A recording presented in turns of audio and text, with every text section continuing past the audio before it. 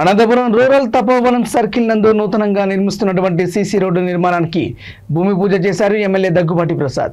ఈ సందర్భంగా ఆయన మాట్లాడుతూ అనంతపురం రూరల్ మండలానికి 4 పంచాయతీలకు గాను దాదాపు 3 కోట్లతో సీసీ రోడ్ల నిర్మాణాలు ప్రారంభించడం జరిగిందన్నారు. ముఖ్యమంత్రి నారా చంద్రబాబు నాయుడు ఆదేశాల మేరకు పంచాయతీల అభివృద్ధికై ఎన్ఆర్ఐజీఎస్ కింద వర్కులు ప్రారంభించడం జరిగిందని తెలిపారు.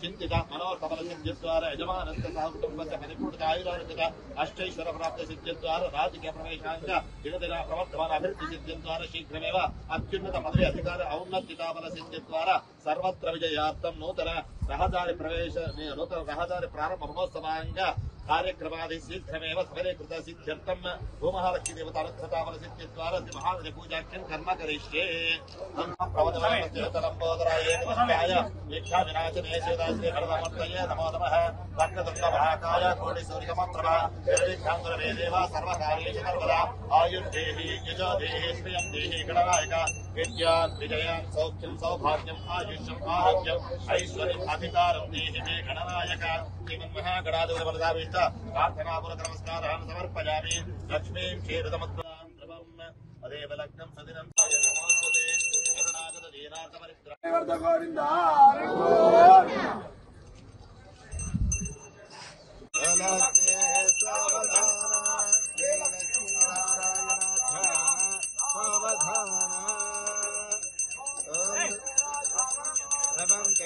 बृहस्पते द्रवंत इंद्र अदेव लक्ष्यं सुदिनं तदेव ताराबलं चन्द्रबलं तदेव विद्याबलं दैवबलं तदेव लक्ष्मीपते